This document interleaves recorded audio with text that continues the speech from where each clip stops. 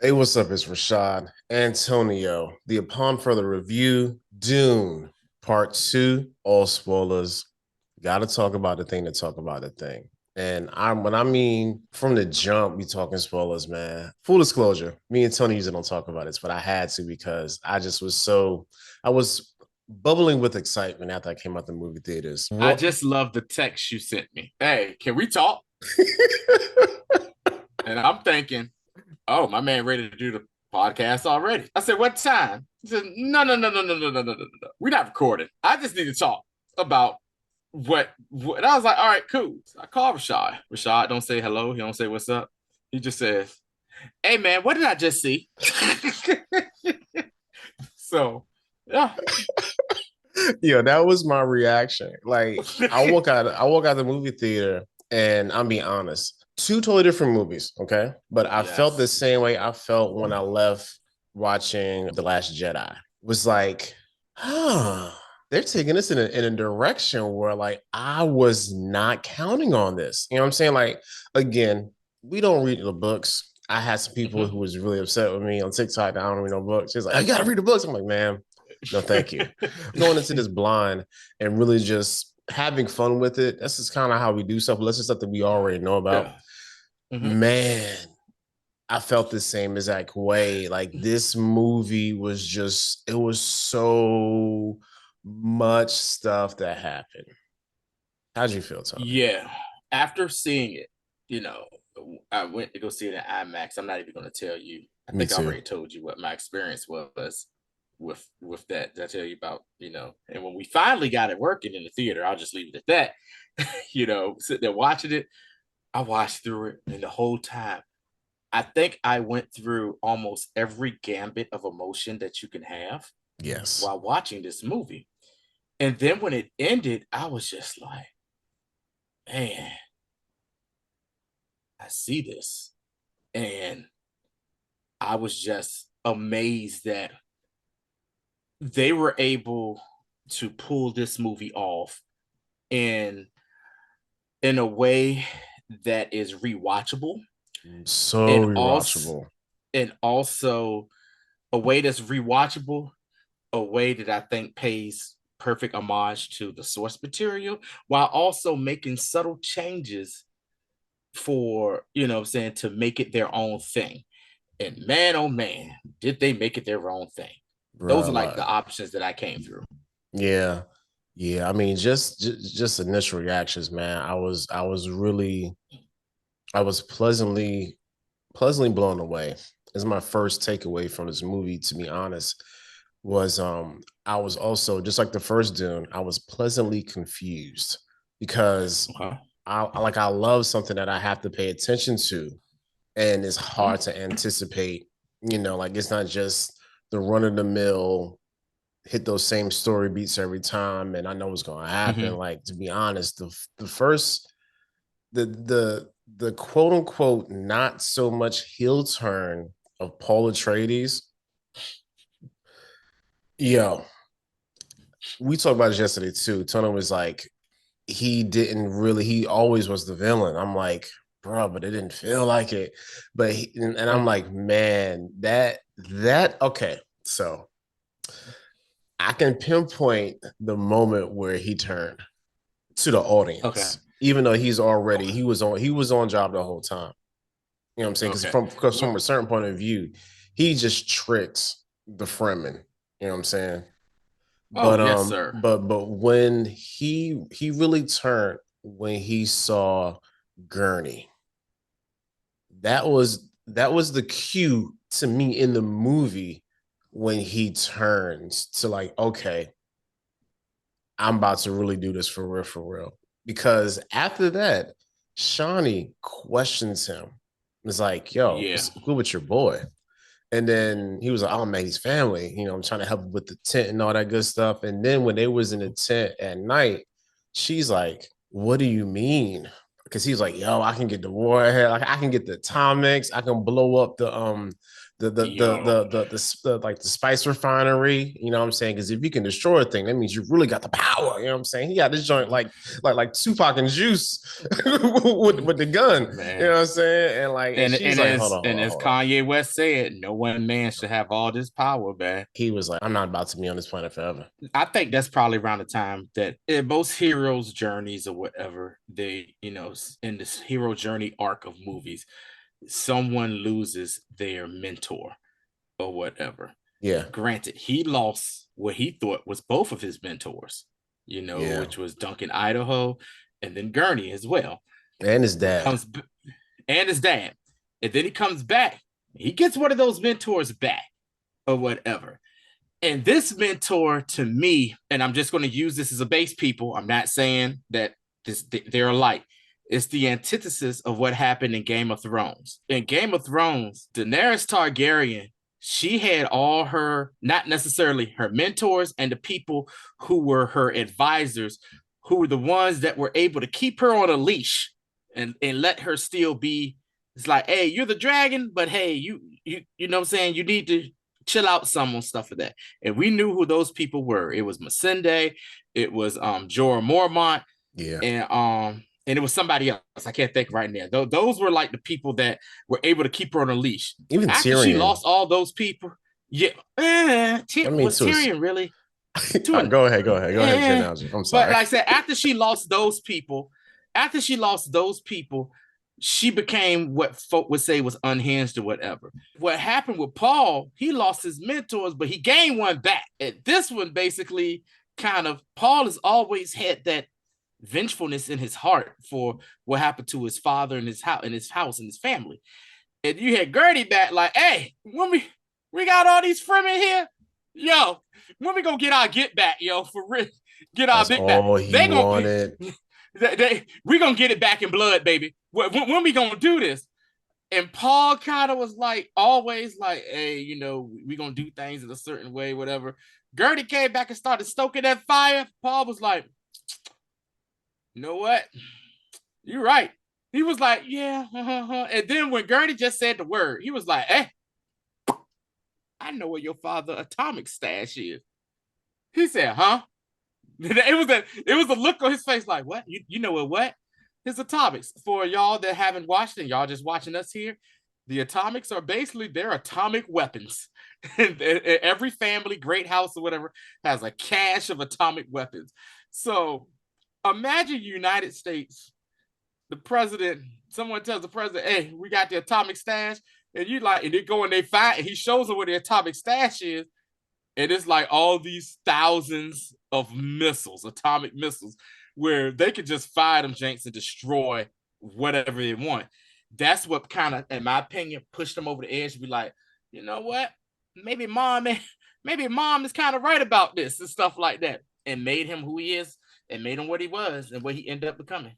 Because I think to me, that's the crux of the movie. Because if that fails, if the audience doesn't believe his quote unquote turn, even though in retrospect, he was evil the entire time. Like he was basically, like I said, this man is really just the ultimate mama's boy.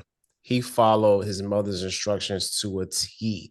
Let's go back to the beginning of the movie when he was like, oh no, the weirdest thing in the whole movie is the fact that they are talking to a fetus. You know what I'm saying? And which is his sister, which is, to be honest, if like I haven't done any foreshadowing, is the true Kwisatz Haderach. That's the true one. I mean, I haven't seen anything, I haven't read anything, but come on now, let's just be honest. We already know, seeing how the Bene Gesserit is all female ran, your boy, as like the head Reverend Mother calls him at the end of the movie, an abomination when he screamed on her.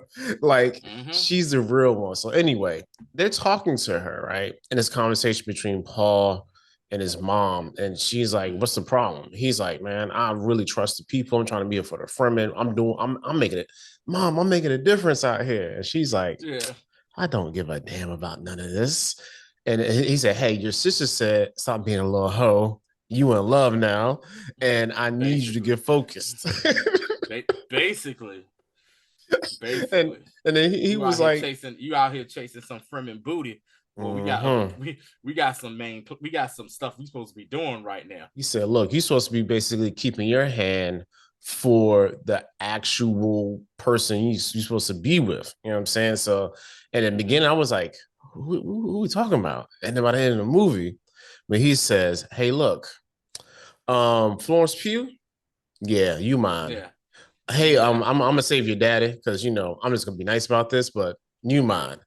And I just want to say, ain't nothing like a woman scorn, because Shawnee is gonna be I cannot wait to part three, yo. Oh, I'm sorry. Let's focus So on part two. Go ahead.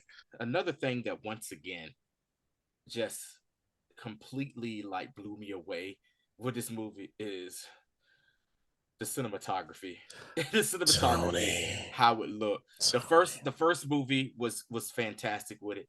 This movie was might been even better, but it was just the cinematography, how it was shot, the scenes you would get in the visualization of it when you see the moon, the one giant moon that had like they called it the God's hand moon, and it had Yeah. like the little crater like a hand that was, oh my god, it was just the visualization of this movie was great. I just want to say the scenes, and I was told I was going to tell you this, that my favorite scenes from this movie when they went to get Gideon Prime, the Harkonnen home world. Tony. Let me explain something to y'all real quick. Tony. Let me explain something to y'all real quick. Their planet, the star on their planet, their sun, is a goddamn black sun. Yo, they had And a I, they had a black hole sun. Won't you come? I, Wash the away the boy, rain. I started humming, I started singing it in my head when it was like, oh, the black sun. I was like, black hole sun. Whoa. Won't you They had come? a black, because we kept seeing through the trailers since last year the scenes from the planet, and we was like, why is it washed out? Why is it Yeah, monochromatic? Why yeah, is it white and yeah, black? yeah. But you find out it's because of the sun, that when they're inside, they're perfectly normal looking and everything. It's just when they go out there in the black sun, it's just monochrome. It's And then to even prove it even further, when the Bene Gesserit came with their black cloth and they went outside, it turned white. Dude, they shot that beautifully. I love, like I said, I love probably one of my favorite shots of the entire franchise, just how it was shot and what they did with that. one of my favorite shots is when the Imperium when they're coming into orbit on the planet on Arrakis, and we see the Okay. ship coming, and it's highly impractical because it's a chrome ship. So, Mm-hmm. like, there's no reason for chrome to be the color. You know what I'm saying? We ain't reflecting no heat. So this ship is going into orbit. You can see just like the friction and the burning and the reflection. Oh, it's Mm-hmm. so good. You know what I'm saying? The other scene is so good, Tony. What's that? So after Paul and he's like does his like rite of passage, they give him his name, which I'm gonna get back to in a minute. But he's asking Shawnee said, look, yo, it's still gonna let me ride a worm. You know what I'm saying? And she was like, hell no, you ride no, you Ain't ain't no Fremen. Fremen. You know what I'm saying? And they end up letting him. And when he sets off the thumper and everybody is looking, ain't nobody saying nothing. Like I love it's just sound, anticipation, and then you see this huge, super huge sandworm, and I love Because he how told them, yeah. he told them before, he was like, hey, don't do nothing stupid. You know, we're gonna, He said, yeah, pretty small worms should come out there. But what ends up coming is possibly the largest sandworm they've ever seen. And you saw, he said, oh, no, not that big. He was like, yo. And like you see, and then you just see the look on everybody's face like, well, Paul, it was good it's knowing you, nice knowing bro. you. I guess Nice you, knowing you, bro. yeah, you may not be the Mahdi. You know what I'm saying? So Yeah. and the way that they show him running and jumping onto the Mm-hmm. sandworm, and him struggling for his life, and him gaining his traction, gaining his footing, and then the way Mm-hmm. the sandworm looks, like the scales of it, man, it just Mm-hmm. all that Yeah. sand in his face. That scene, and how also how the Doom, like the way that they do it is they'll anticipate the path, run on top of the dune, and then jump on it like Mm-hmm. that. It's just like it's Mm-hmm. amazing. It was a great scene. So let's go ahead and just do a quick little, like, I guess I could say quick time. Just quick little run through of the film, if you don't mind. Is that cool with you? Go Okay. ahead. So the movie basically picks up, I guess, probably about what, a couple of weeks or months It's not that long, after.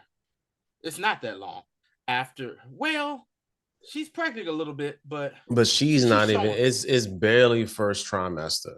Okay, so about what, a month maybe Let's let's them let's let's traveling. let's let's, let's say 2 months. Okay, so traveling 2 months after the first film. This is after Paul had his duel with Jamis. He defeated Jamis, and With Jameis. yeah, right, Jamis, but they want to call him Jamis. And what ends up happening is they take him and he's walking, and they're about to go take Jamis to their what's the term they use? Steech, yeah, Yeah, their Steech or whatever, yeah. to do the burial rites for the Fremen burial rites. Okay, so there you see him taking them, but even before that, you see Emperor Shaddam the Fourth. His daughter Irulan is basically doing secret journals of what she's hearing happen on Arrakis. Yeah, Because this is all hearsay by this point. Because no, the only witnesses were the Atreides forces, the Harkonnen forces, and also the Emperor's military. I can't. yeah. The Yeah, Imperium's, yeah, their military wit. So she's telling what she thinks happened, and Emperor Shaddam is kind of like, he kind of admits to her, I believe, during that time period, like, yeah, they was kind of getting a little too big for their britches, so we gotta, like, had to kind of get rid of it. And she's looking like, yo, what the hell? She's like, what if the other families find out? And he's like, don't worry. who who knows or whatever. So like I said, we get back to the the Fremen along with Paul and Jessica, and they're trying to they're crossing the desert, and they're hiding right now because Harkonnen forces are kind of hunting them down because Baron has made his crazy ass nephew Dave Bautista, aka Robin the Beast, be like the person in charge of Arrakis. And he refers to the Fremen as rats, desert rats or whatever. He's like, yo, wipe them out, exterminate whatever you find. And what happens is the Fremen basically set up a trap, and they basically kill all these dudes, then leave a thumper in the spot that where they lined up all their bodies so a sandworm could come eat them and have no, what I'm saying, kind of, I guess, take away any signs or sights of where their base could possibly, their base could possibly be at. And very so when they efficient. get right, and so when they get to the Steech or whatever, what happens is the Fremen that are there, you got different sects. You got some Fremen that are like, yo, what the hell is going on here? And you got the other Fremen who hate Paul for killing Jamis, and like they're spitting at him and they're like cussing him out in Fremen language. And then you have the other set of Fremen who refer to Paul as Lisan al Gaib. They're saying that he's the Messiah, he's the chosen one, because that rumor has started floating around a He's little the bit on the the voice from the outer world. right for the outer world. And also, what happens next was a burial rite. Before we get to that, you see also before that, before they get rid of the Harkonnen bodies, they Fremen drain them of the fluids in their body, their water. He's like, Stilgar's like, the water is not pure. Their body, it's tainted, but it's good for cooling. Oh, but he says, yeah, we can't drink that or use that, but we'll use it for cooling or whatever. And like and he's such a staunch believer in the fluid and the water is pure. Like Jessica sees this and is about to puke. Never mind, she's also still pregnant, probably having some morning sickness or whatever. Mm-hmm. And he's like, "No, don't do it." They're like, "Bro, you can't tell this woman not He to said, puke because of "Hold this." it, hold it, Hold it, and she throws up, and he's like, "Ugh." So back at the stage, they take Jami's body and they hook him up, and they drain all the water and fluid that's left in his body, and then they put it, and you see it goes into this decaliters pool that they have of water that they've taken from everyone that's died over the millennia that are from Arrakis, because Arrakis used to be a lush green planet, and Stilgar's telling them, we have a couple of these around, but we're basically they're trying to get it back to where they can terraform the planet. They want to get, what I'm saying, water back on the planet. They want to get greenery back on the planet or whatever. Mm-hmm. And Paul is like, all right, cool. And so Stilgar meets with like the elders, and he's telling them like, hey, this dude is Lizan El Gaib. And they're like, man, we ain't trying to hear that. They outsiders. They don't need to be here. This and that. And so Stilgar, to kind of make it, he says, well, how about this? The mothers of Bene Gesserit. Bene Gesserit we got, that's our Bene Gesserit mother. That old heifer about to keel over. We should make her the new Bene Gesserit, the new Reverend Mother. And it was like, okay, cool, we'll do that. So he goes to tell Jessica this. Jessica at first is like, hell no, I ain't trying to, man, I'm trying to get away from that crazy stuff or whatever. I don't want no parts of that. And she's talking to Paul, and Paul is like, hey, if this is the only way to keep you here safe, Ma, or whatever, we're going to do it. And so then we see the ceremony for it or whatnot. And they go into this cave.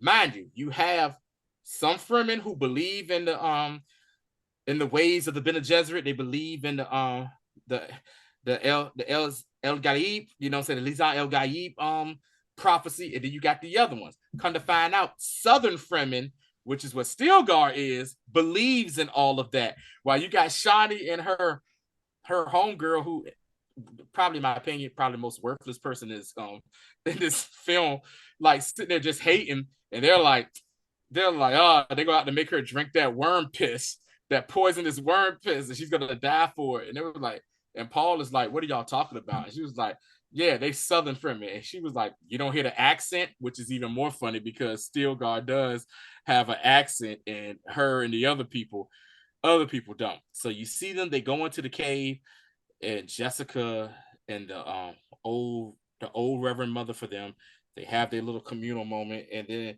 they bring out what they call the water of life, which is basically like the girl said, worm piss. Like it comes from the sandworm. It's blue or whatever. And another thing people probably don't remember, but the Fremen have blue eyes because they have had prolonged exposure to the spice, which causes them to have blue eyes. So Paul and his mother don't have the blue eyes yet because they haven't been out.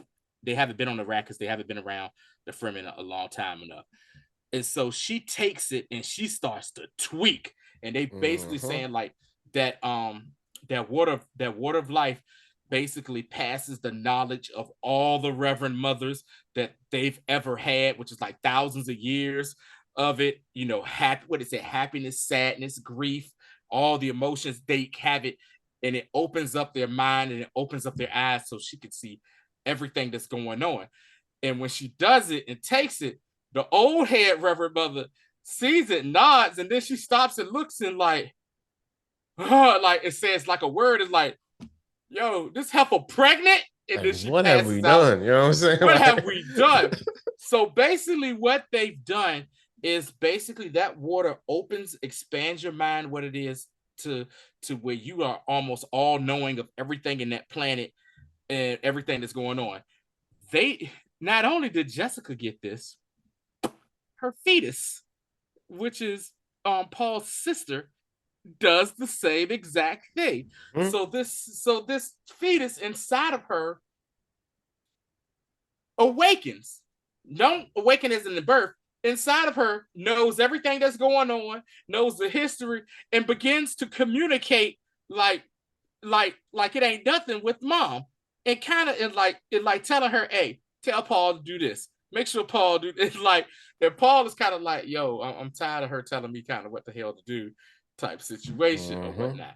So you get that to happen in the movie, to where she's now the Reverend Mother for the Fremen, and then Paul now has to go through his trials, and they send him out into the desert, and they say he come back like in the summer, at the end of the summer or some shit like they send him out there, and Shawnee has kind of developed some feelings for him, but she's kind of repressing them. And when the other folk are like teasing, he not even gonna make it a week out there. She's like, hey, yo, stop it. I sense the good in him. He was a great man. He's good and all that. She decides to kind of follow him around and to make sure things are going well, because he thinks he's having a desert vision at first, a desert vision of a demon at first, thinking it's Jamis, the spirit of Jamis telling him. Yeah. And it's not Jamis, is her, because there's a lot of Christian and Muslim and Islamic allegory in this movie to A with the lot. Messiah and stuff. A lot. A lot for it. And shout out to the writer, I can't think of his name right there, Herbert, if I'm not mistaken. Frank Herbert, yeah. Frank Herbert, excuse me, who put all this together. So that's probably like the first. That's the first act. 30 minutes. That's the first act of the movie. You're seeing what happens, and then you see that they attack a spice. They attack a spice cargo, because Paul comes up with the idea of, hey, best way to hurt the Harkonnens right now and to get them off this planet, hurt their money. F up the daggone spice production, because spice is what makes the entire universe go. And they start attacking like the little things and blowing stuff up, and the people, and he does one with Shawnee. They take it out, and then that's when the Fremen like accept him, like, hey man, he the dude, he that guy. And then you got Stilgar in the meantime, like, you are Lisan El Haib or whatever. And then he's just like, hey man, look, I'm just Paul Atreides. Let me do this and let me do that. Stilgar has some of the funniest scenes where he goes back to the believers and be like, Lisan El Haib, he's so humble that he doesn't even want you to know that he is Lisan El Haib. That's how humble, that's how merciful he is and stuff. And like, they're like, yes, that is the sign. And it's just like, it is just funny that he is such a staunch believer in what is going on that he's starting to spread the word. And like, even though he's like, stop telling people this, he's like, oh, all right. He's so humble. He just don't want you guys to know that is him, but it is really him. And then that is when he gets his Fremen name. Yeah, that scene right there is an important scene, because a couple of things get confirmed. One, the desert mouse. Well, first we'll say Usul. You know what I'm saying? That's his surname. That's his surname. And there was like what does Usul mean? Like oh, I'm sorry. Like no. I got base it. Of the pillar. I got it. So Usul means like the base of a pillar, which is a direct parallel to like Yeshua or Jesus, which is like the precious cornerstone, you know what I'm saying, the foundation of the whole religion. So basically, they're telling him, you are the foundation of us. And he was like, you gotta pick a name too. And he was being all bashful, like, how, yo, what y'all call that little desert mouse? And it was like, Mahdi. He's like, hold on. He said the Mahdi is special because it's cunning, it's smart, it's wise, and it also produces its own water. And he's like, you can't be Mahdi. But they let him be Mahdi anyway. You know what I'm saying? Like, which is so like this, and that's the thing about Stilgar. Stilgar was so he had such a hard on for Paul that he was riding for him, pause, for the whole time. You know what I'm saying? To the bitter end. He was that Tyra Banks meme. We were betting on you. You were everything we wanted to be. He was really riding for Paul. I mean, like with blindly at points. And that's just kind of the the religious fanaticism aspects of Dune and how people can get very caught up and how cults get started. And you know, all of a sudden you out here with some Nikes on and a sweatsuit, talking about you going to you going to the moon or whatever. So you know, it's that like that part of it. I was like, oh, okay, I I see it. Yeah. But yeah, that's a very important scene. And the purpose of them picking their names are for the Fremen to have their own name that they so they won't have to use their real name out so much in public. So he don't have to be Paul Atreides. He can just be Mahdi Usul, or else they just call him Mahdi, but he referred to himself as Paul Mahdi Atreides. That's what he's always referred to himself as, but to everyone else he was Mahdi. So then we get to where the Baron Harkonnen is pissed at Robin. At Rabin, Rabin, what's it, Rabin or something like this? Glassol Rabin. He's like, mother, I done daggone left you this planet, and spice production is down like what they said, like 30% or something like that. It's a lot. He's like, yo, man, what the hell is wrong with you? Whatever. He's just like, it's the Fremen, man. Like they're in a part of the planet we can't go to. He said, I gave you control of the planet, not this. He's like, boy, you better get out there and get that daggone thing right and get to see. And so he feels embarrassed. He feels humiliated. So what does he do? He grabs his forces and they go out to like the parts where all this is going on. And by this point, Paul has already learned how to ride a sandworm and everything. And they're hot and like, he's such a strategist. He knew what was about to happen. He waited until a desert storm was coming. And the desert storm, he led the Harkonnen forces into a desert storm where the air unit couldn't do. They have to land to come get him. Mm-hmm. Man, Paul by himself at first was murking them folk left and right. And they couldn't do nothing. And you saw that he just started wearing their asses out by himself. And then when the full force came in, they started taking him out and robbing the beast is looking like the hell. And then he sees Paul, but he don't know it's Paul Atreides. He see him as Mahdi. He got the mask on and it's the lights flashing and you see the red. He was horrified when he saw that dude. He said, because they knew that there's this guy named Mahdi out there who's running these raids and stuff, and he saw him coming towards him with that stride. He was like, exit stage left. It is time to get out of here right. He hit the Randy Jackson. He said, it's time to go. Absolutely not. He got up out of there quick, fast, and in a hurry. And then word got back to Baron Harkonnen, and he was like, well, I guess I got to do what I planned on doing later on. I got to do this a little sooner. In the meantime, the Bene Gesserit, the Reverend Mother Bene Gesserit that's with the Emperor, goes to visit the Emperor's daughter, where she's also a Bene Gesserit. She has been trained in the ways of the Bene Gesserit as well. So Bene Gesserit is running this whole thing. Their whole thing is about this breeding program they're doing by trying to take the best of each person, each family, put it together. They want to form their own Kwisatz Haderach, Kwisatz Haderach person.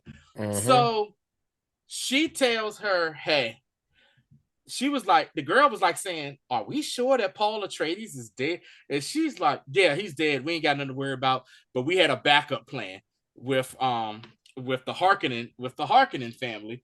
And their backup plan was this crazy mofo. I want to make sure I say his name right, because he had me weak. Where you at? Fayed Ratha, played by Austin Butler. Yeah. Shout out to Austin Butler. He played the hell out that role. Yeah. Fayed Ratha. I was Fayed like, Ratha. Hold on, real quick. When I saw him, I was like, yo, that is officially run that fade.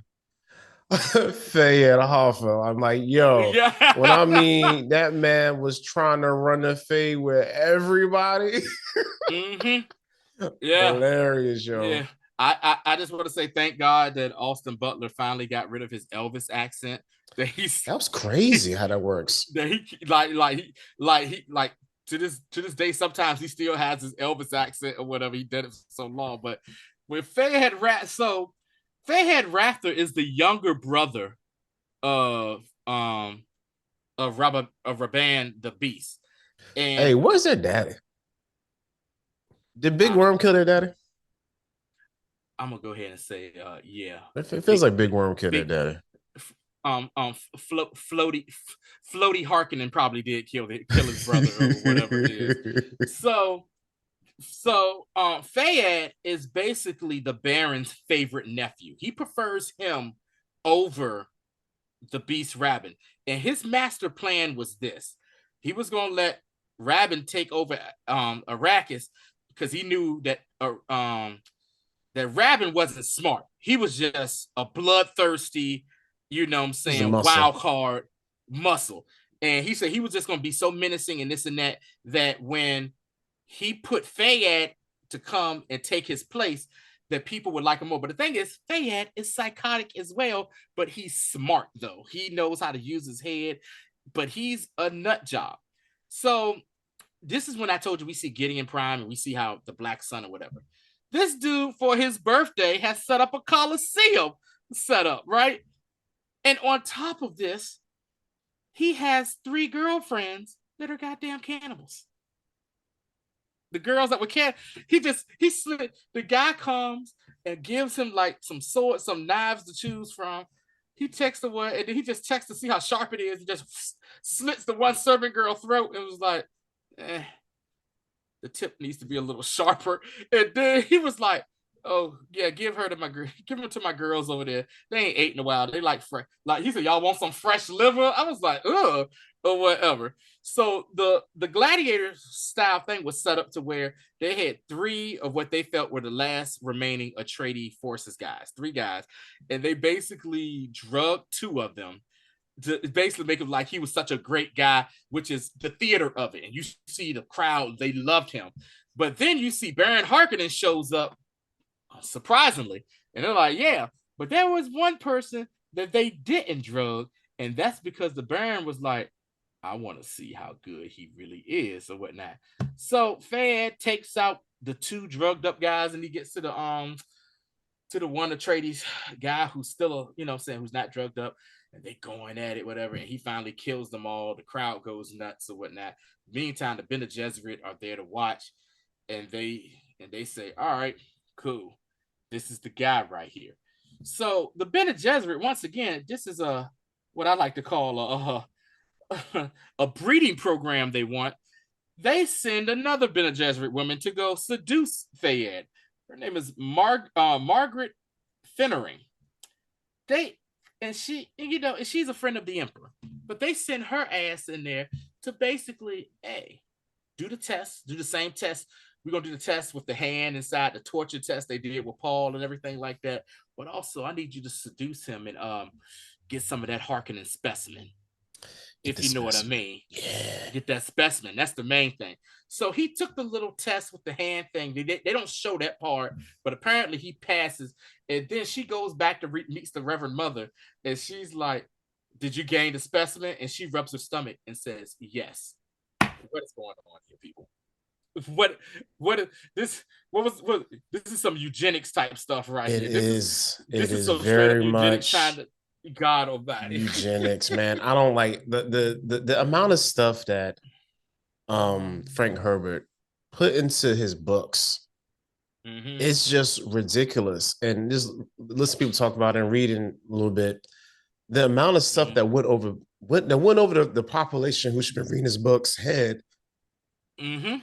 Excuse me, the population who read his book, it just went over their heads. That's why he had to make all these other follow-up books because they didn't get none of the allegory, none of the metaphors up Mm-hmm. front. You know what I'm saying? Mm-hmm. Like to Loki just have a eugenic storyline in It's wild. in a sci-fi book It's that wild. has like a whole Messiah thing in it as well is crazy. And here's the thing: the Bene Gesserit has been doing this breeding program for thousands of years. Thousands. That's why in the first movie, the Bene Gesserit Reverend Mother was pissed off at Jessica that when she had a child with Duke Leto, it was supposed to be a girl because they wanted to have the girl end up marrying the Harkonnen, you know what I'm saying, the Harkonnen guy, which probably would have been Fayed. And you know, they felt that they could get the Kwisatz Haderach from that or whatnot. So also go ahead. about the Bene Gesserit, they're I was about to say they go ahead. It comes here. Okay. So in the meantime, while that's going on, a couple of months have passed. Paul's mother is starting to show. She's the Reverend Mother or whatnot. Paul also is having these visions. He's having these visions. He still has his visions. He has visions of when he goes south, he's following a woman. You don't see who the woman is, but he's following the woman. And then there's another vision where there's like some nuclear weapons to go off, and Shawnee dies like in his arms after getting exposure to the radiation or whatnot. And the Fremen are talking about, hey, joining up all the clans and they're heading down south. Paul is like, absolutely not. I'm not doing that because I sense nothing but my visions are nothing but death and destruction. I don't want that to happen. And then he's like, I need to get my mother the hell away from me because she's the one who's kind of feeding the flames, because she is also, after becoming the Reverend Mother for the Fremen, is going around, and she started with the common people to say, hey, yo, my son is the Lisan Al Gaib. He is the Messiah. He is. And so people are starting, you know, saying to believe that. So Paul, to make sure that, you know what I'm saying, this doesn't cause any more problems, that he don't want it, he tells his mother, hey, I'm sending you south with the rest of the Fremen. So they head to the Southlands or whatever. And Paul, and like, so, because his whole thing is, look, man, I don't want this holy war to happen or whatever. So another thing, they're using the sandworms not just to travel lightly, they're traveling far too. You see they had like a whole like band of Fremen Rashad on top of the daggone sandworm with Jessica on the little hut thing on top or whatever, just riding on down there or whatnot. So what happens next is she makes it down south, and her plan is, hey, I wanted to go south anyway because I know there are more believers, true believers down there. Yeah. So she's spreading word. And so she goes to see this lady, this weird short lady or whatever. And this lady, basically, she's the one who harvests the water of life from like these baby sandworms or whatever that they're able to keep. And you know, the whole thing about that water of life is every man that has tried to take it has died or whatnot. And so she sees her harvest and she shows her how to harvest it. Jessica tells the lady, hey, look here. Soon a man is going to come and request to take it. Give it to him. That lady looks at her and was like, hey, no, we ain't doing that. She was like, every man that takes it. And so Jessica uses the voice, says, give it to him when he comes. I bet you got it. And, you know, basically gave her the control to take, you know, say to take that stuff.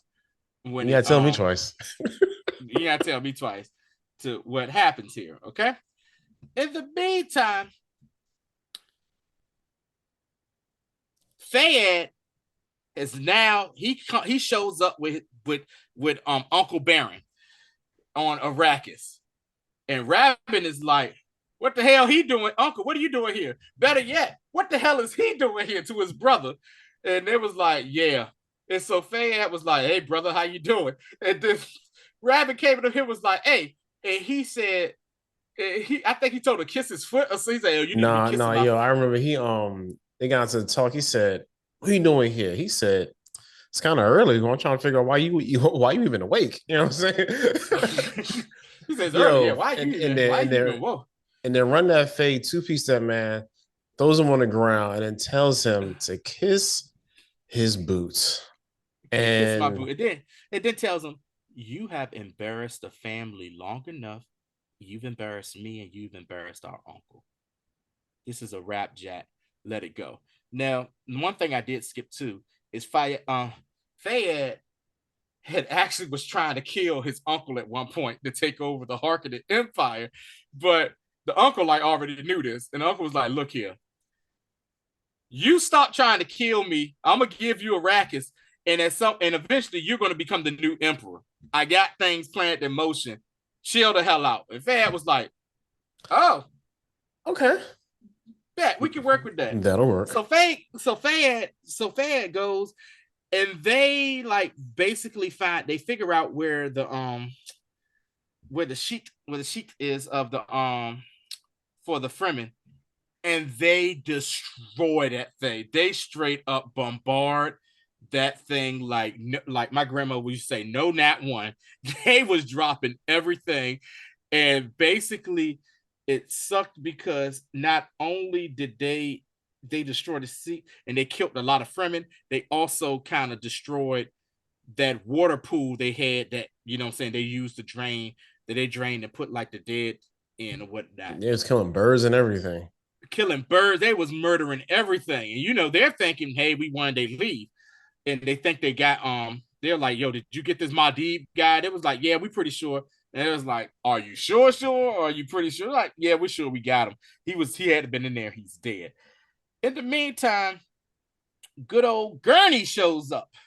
Gurney Halleck shows up. We ain't seen Gurney Halleck since the fighting started or the Rackets. He found a way to get with some of the spice smugglers where, you know what I'm saying, he paid for them to get some of the Atreides people that he was able, survivors, to get them off the planet, and he stayed to be just basically that, but he was also planning to get back for the Atreides family.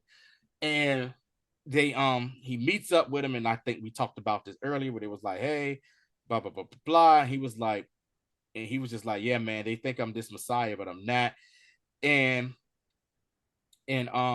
what ends up happening is he says, hey, I know what these atomics are. And that's when we start to see, quote unquote, the turn of Paul Atreides.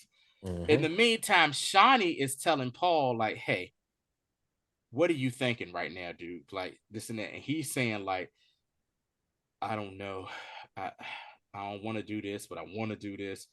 And she's just like, well, will you always love me? And he says, I will love you always. That's what he always kept telling her. I will love you always until the end. I will love you until the end. And he always reassured her of that. I will love you until the end. So Paul finally says, you know what? All right, y'all, we heading down south. So they all head down south. And they're on the different sandworms and everything. And Shawnee's driving her sandworm, Paul got sand, and she notices Paul kind of veers off a little bit. And she's like, where the hell he going? Or whatnot. Paul goes to that crazy lady I told you about, the water life wrangler, and sees her. And he says, hey, I need to take the water of life. And she's like, man, every man that's taking it. She said, I said I want to take the water of life. She's like, all right, fine. Also, along with all this, Shawnee is kind of reluctant to do things with Paul too, because Shawnee has had visions herself. And then what was her secret name? Cyan. Water spring of something, Yeah. right? It was Like Spring of the Desert, something like that. Desert Spring. Yeah, spring, desert spring or whatnot. Yeah. That's what her secret name meant or whatever. And she says, yeah, prolong. She said, with Spice, we get visions too. So she was starting to get visions of things. So she kind of, I think, had an idea what was going to happen, but wasn't pretty sure. So Paul proceeds to take the water of life, and everyone think he's dead. And Shawnee comes and is like, what the hell? What the hell is going on? What did you? And she's like laying out Jessica. I can't believe you made him take that. This is your fault. Blah blah blah blah. And she's just sitting there looking like, he's not dead. His vitals are just slowed all the way. He's not dead. His vitals are slowed all the way down. There is a way that he can come back. And he just looks at, and she looks at Shawnee like, little girl, do what you need to do. She listens to you. Little girl, do what you need to do. And so what Shawnee ends up doing is basically taking a teardrop from her eye, mixing it in some water of life, rubs it on his lips. He gets it in him. Paul pops up. He has the blue eyes. And you saw Stilgar go, oh. He was like, he said, listen, he said, he has risen. They said he will rise. He has risen. And you see like everybody, like you start seeing everybody drop to their knee to him and stuff like, yo, he's the one. And Shawnee's like, damn it, man. Like she's just looking at him like, damn it, man. Like, what did we just do here? I can't believe you, I can't believe you just did this. And so Paul is just saying, like, I see everything. I know everything. I feel everything. And he's just, and you see the mom just sitting there like, plan worked. She's in it was hilarious, right? Because Shawnee was like, hey, are you okay? Are you sure you're okay? He's like, yeah. Smacked the mess out of that man and walked away. She slapped, she slapped the piss. That's that love right there, where it's like, I love you, but if you ever do anything stupid like this again, I'll kill you, whatever. She said. So they go. So they go to another hidden cavern for the Fremen, and this is like all the Fremen are there, and they was having church conference in that joint, boy. Right? It was like it was like god dang, I can't. It's like a Kojic event or something like that. It's convocation, you know what I'm saying? Convocation. All of them there, and like the only people that can talk are the leaders of the different tribes. Paul walks up in there, smooth, cold, and they're like, "Hey, man, you can't be in here." And then he's like, "Who gonna stop me?" That's what he said. He said he got up on the podium. He got up in the look. They said, "Who gonna stop me? Can't none of y'all in here handle me?" And then the Fremen was like, "Oh, bet." They started getting up. They was ready to be like, "Oh," they was like, "Who you talking to? Like who you talking to, bro? Like we willing to really do something." And so then Paul basically, without even using the voice, started playing in these folk faces, and the shookness that they had, he was reading their minds and telling them everything about themselves and their family. And they were like, because at first they said, you can't speak. They said, Stilgar is the leader of the tribe. Stilgar said, take me on in battle and kill me. So you can.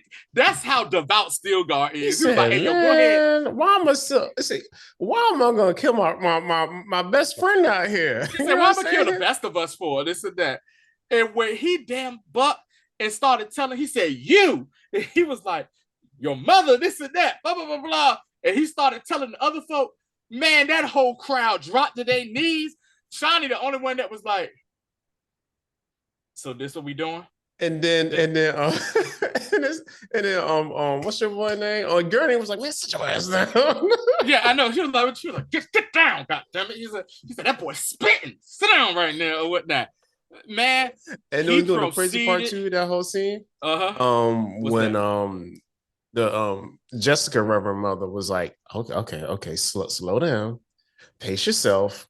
Like, cause she knew what he was about to do. You know what I'm saying? Because she probably already saw it anyway. So he's like, I'm hoping that he don't come in here too high, almost like a preacher who starts off right here, and they got to stay there the whole time. You know what I'm saying? So this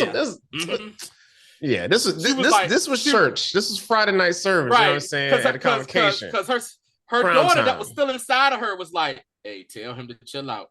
Tell him to calm down. Take a deep breath.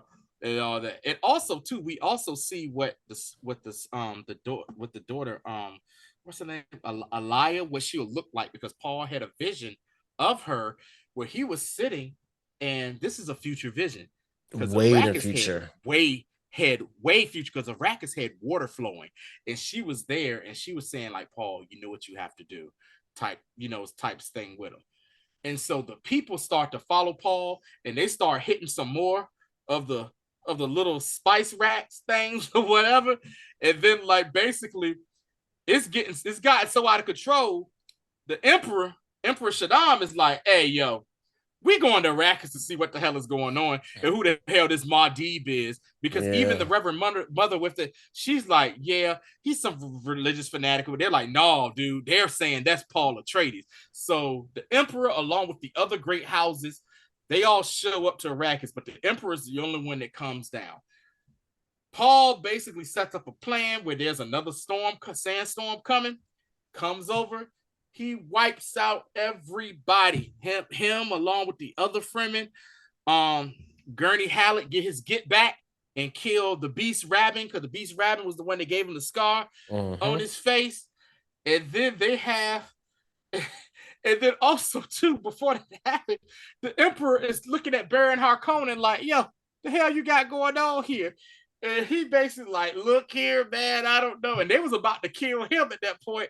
But then Paul and them bust up in there, and he's like they're taking out all of the military and the special forces for the Emperor.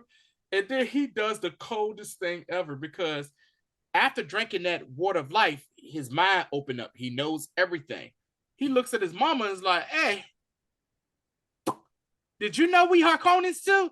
And she was like, I didn't know until I took the water. She says, I promise you, I didn't know until I took the water that he's my father. That he's my father. Right. That he's my father. I didn't know that. So Crazy. Them boys is yeah. first cousins out here. First cousins. He had no idea. So the coldest thing Paul does when he gets up in there, he walks right by the Emperor like he's an insect, goes straight up to Baron Harkonnen, who's like on the ground, and he says, hello, grandfather.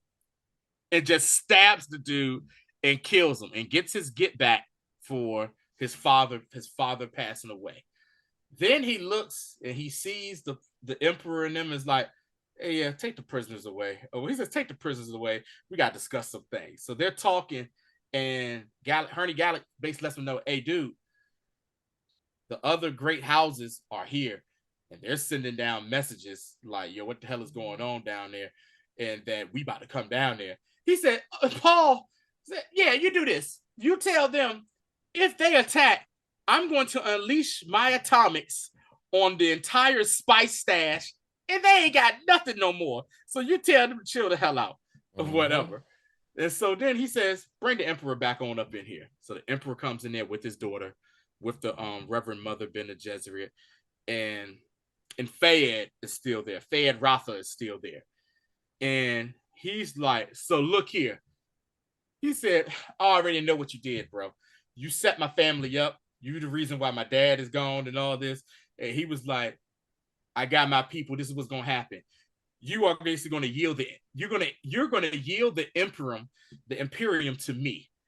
And to show good faith, I'm gonna marry your daughter. That's gonna be my wife right there. And I'll let you live. He said that Shawnee looked and was like, nigga, what? You gonna do what? Because literally right before I beg your pardon. I beg your, because remember, right before he brought them back out, he said to her, he says, I want you to always remember, I will love you until the end. And then he did that, and then he kind of turned and looked at her, and she was like, okay, this is some bull. What are we doing here? And so the Emperor, still being defiant, was like, man, I ain't yielding nothing. He was like, basically like, he was like, you know, this is that. Then he was like, Paul said, you want to do this like basically trial by combat? Bet we can do this. He says, I know you ain't trying to rumble. Yeah, get your champion. But before that, he was like, oh, yeah. We killed your daddy. You know why you killed your daddy? Because your daddy was a little bitch. So we ain't like him no more. Yeah, he said that to Paul. I think that's what kind of soft. He said, yeah, we killed your father. He said he was soft. He was in the way. The daddy was a punk ass bitch. That's what he basically called him. And then he was just like, Paul said, okay, I see what we're doing here. And Paul was like, basically, you know what I'm saying? We're gonna do this child by combat thing. You do. And he was like, oh, you can pick your champion. Then Thad Rather comes up and is like, yeah, run that fade was ready. He says, I've been hearing about you, baby. I've been wanting to get my hands up. Paul said, cousin. Said, hey, what's up, cousin? And Thad Rather was like, cousin? And he was like, huh. Okay, whatever. He said, "You're like, you won't be the first family member I killed. All right, then let's get this. Let's get." Remember, he said he was Wild like, statement. "You won't be the first family member I Because he killed. killed All his right, let's." mom. He He killed killed his his mom. mom. He killed his mom. He killed his mom. Like, you won't be the first family member I killed. Bet, let's go. And so then you got Stilgar and you got Herney. They're like, hey man. Herney's like, hey man, let me do it, man. Don't you have to. And the Stilgar's like, you shouldn't even like waste your precious hands because he's still on the whole Messiah kick on this dude. And he's like, no, I gotta do this. And he's like, I'm not even gonna use any of my powers. I'm not even gonna use any of the powers I have on this dude. So I'm gonna they shoot end you the up fair having, one. huh? I'm gonna shoot you a fair one. Yeah, he's I'm gonna shoot him the fair one. They end up having a pretty decent fight and everything. And then Fayed, he tips him. He's like, because he saw that Paul had kind of glanced over at Shawnee. He said, "Yo, was that your pet over there?" And he was like, "Word, when I'm done with you, you know, I'll Any special attention for your pet?" I give him some special attention. And then that's where Paul kind of lost it a little. He lost it a little bit. He started rubbing. If they had stabbed him, and I was like, "Oh snap!" And he was like, "Yeah." He's like, "Yeah, cousin, what you gonna do there?" And basically, Paul did the trick. I think people forget from the first, from the first movie. movie when Gurney taught him the first session. When Paul thought he had Gurney kicked, he said, I got you. He was like, yeah, nice blow. Look down. Oh shit. So you already dead. You know what I'm saying? So you're already dead. Yeah. So he basically killed them. And then he stood up, pulled the little knife out of him, like, crap out of here. And then he turns and look, and it's like, I'm your new emperor. And what? And so he basically he put the Atreides ring on his finger and basically put his hand out, kissed the ring. Where to say it? Kiss the ring. And the emperor got down on his knees, and he kneeled and he kissed the ring to acknowledge that Paul is the new emperor. And so they send a message up to the rest of the great houses who's still above, like, hey, look here, Paul Mahdi Atreides is now the new emperor of the Imperium. Hey, it is what it is. Pledge your fealty, or it's gonna be a problem. Oh, them folk came back and said, we don't recognize your ascension. Whatever, we out of here. Come see us. And Paul is just like, I really didn't want to have to. He said, I guess this vision is about to happen. I really didn't want this to happen. And he turns to Halleck Gurney and he's like, it's still, he was like, it's still God. He looks at still, he's like, are y'all with me? Still, yeah, they couldn't, the Fremen were like, they couldn't wait. And Shawnee, you see this, what's happening? She's like, yo, I'm out of here. Just I can't utter disappointment in her face. I'm just so pissed off at you right now. I'm out of here. And the last shots you see are her hopping on the sand, you know what I'm saying, about to catch a sandworm, and she's about to go back home, I guess, or whatever, into the desert. And then you see Paul, the rest of the Fremen in the military, they climbing them ships.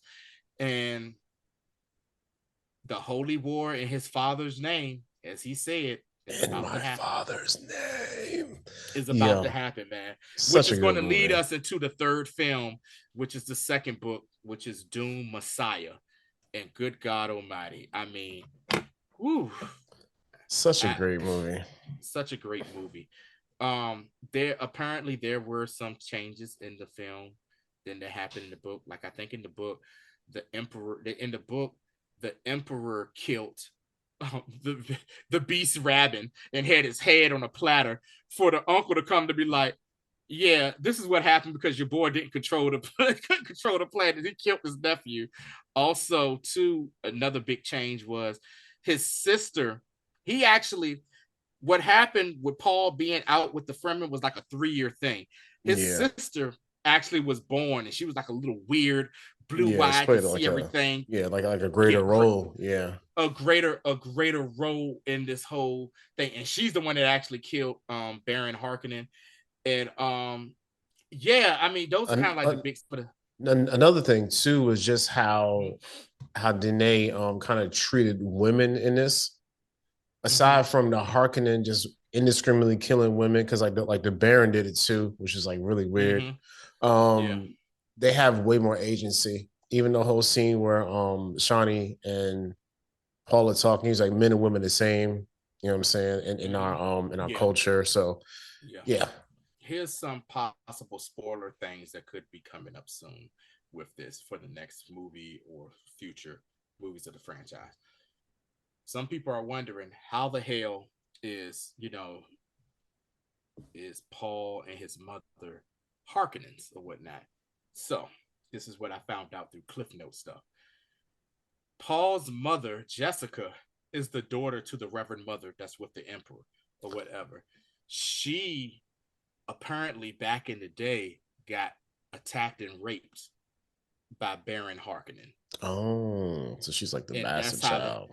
she's Oh, a bastard child. And so for her revenge, for that Reverend Mother's revenge, some poison was given to Baron Harkonnen. That's why he's like overly obese and floating around and all that stuff like that. Because apparently they say he was a very attractive, handsome man, but this and that. You know what I'm saying? But that's what happened with that. Also, it is implied in the books too that he was possibly gay or bisexual in oh. in in the books as well as far as the Baron. But yeah, so that's how Jessica is a Harkonnen. Her mother was the the the the Reverend Mother that tested Paul in the first movie, and she was raped by the Baron back in the day. Um, Also, too, we see what happens where he's going to end up marrying Irulan, who is the daughter of Emperor Shaddam, and saying and that is he does that as a way to solidify his legitimacy to the throne, Yeah, to the legitimize. throne Yeah, is yeah, yeah, yeah. legitimize his to the throne or whatever. But the thing is, though, apparently in the books he made a vow to never bear any children with her. The children he do have is with Shawnee. So Shawnee basically stays around and is like his concubine, kind That's what of I was like gonna. how That's what I was gonna say right now. Like I was wondering if yeah, Shawnee was already pregnant. that's I mean, because like, that's another thing too, because in the first book as well, she was pregnant with the child and they had a baby. They had a baby, but that attack that happened on the siege that they was oh, at, that killed the that child. child that child Mm. got killed, and then the next book she ends up having twins with a set of twins or whatever. So yeah, I mean, yeah, the movie was well done. Probably one of it's one of the better sequels to an original film that I've seen. But can you really call it a sequel? Is it just a continuation? But I'm gonna ask you, Rashad, because this is the question I know you was worried about. You know what I'm about to ask you because you said you hold all sequels to the length of Empire Strikes Back. Not saying not first of all, two questions. How does it compare to Empire? And do you think it's up there as in movies where the sequel are on par with the original? It it's it's an ESB. Today I'm gonna say no. Like just Okay. I would have to watch this way more times. So Okay. as of today, it's like nah. Like, but in regards to just second movies in the franchise, oh Mm-hmm. yeah. Like Definitely. this this may end up being a situation of like Terminator 2, where Okay. T2 is better than the first one. Like this movie to Yeah. me, just off, this is better than the first one. Okay. You know what I'm saying? As So you just as put an so you overall put movie. so you put it in the and I say tier only as in better than the original. In the tier of Empire was better than New Hope. Yeah. Godfather 2 possibly better than The Godfather, and then T2 better than Terminator. Yeah, like that's where this is at for me. I can't say this is Okay. better than Empire Strikes Back right now. Oh, definitely, But definitely not. Yeah. I this was a really this is a really good movie. Just overall. You know what I'm saying? Like from top to Yeah. bottom, this is just a good movie. And I've heard nothing but great reviews. So even the Dune, and I say this lovingly, the Dune snobs, the people that are snobs of the Dune series, who are like, oh, it better than, they've also have said like, yo, this is really a really great movie that has that has been done. And yeah, man, I like it. Also, like I said it yesterday to when I talked to you for a little bit. Shout out to Hans Zimmer, because scores to movies can make or break, can make a decent movie good, but can make a great movie greater. And I think the score helped this movie even more. It did Mm-hmm. really, even without it. You know what I'm saying? So Mm-hmm. Yeah, definitely. I yeah, feel you on that, man. Just overall, can't wait for part three. You know what I'm saying? This is definitely one of the better I guess we be about franchises. 55, 50, 50 when that would. I But I don't know. I think guess. they said that he's already developing the script, for it. Another thing too, I I'm new to the Dune scene. Like I said, I know it's the number one sci-fi book, selling the best selling sci-fi book of all time. Like I said it in our preview leading up to it. I'm waiting. That's the next audio book I'm about to get ready to deep dive into the Dune series and stuff. I think, like somebody said I saw online, they was like, they did it justice, but to really do these books and stuff justice, it should be a series, like a TV series, and go about 8 years, with But 8 seasons, because they say do you there's a know how lot of much weird other stuff that. do you know how much this would cost? Oh yeah, Like that, like that, like bankruptcy, there would be no exactly. bankruptcy. Warner Bros already broke as it is. I Am- mean, okay, Amazon, so they're doing a bit in Amazon Prime, the money that Amazon Prime put into that Lord of the Ring, that Lord of the Rings series, would be nothing compared to what would have to be and them put just into is like this right 20 here. mil an episode. You know what I'm saying? Yeah, Nah, there's no way financially anybody would do this. They are doing yeah, a Bene Gesserit series, so we're gonna get a lot of backstory for yeah. them. Hopefully, like Okay. in the fall or winter. So they are doing that. Oh, So for I real? Wait, is mean, that coming on just Max Max, or?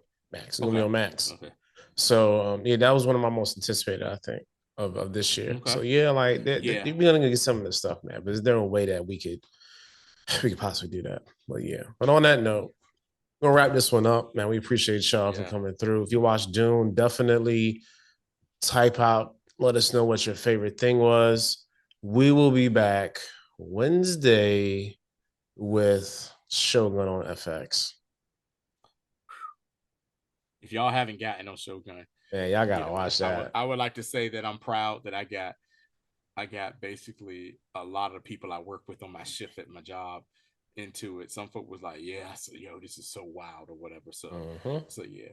A word to the wise: don't watch it if you're a little bit tired, because you. This is going to sound horrible. You have to read because there's subtitles, So, some people can like fall asleep. But don't. You have to be woke to watch it or whatever. Yeah, pay attention, guys. But yeah, that's it, man. See y'all next time. Like, subscribe, all that good stuff. Definitely.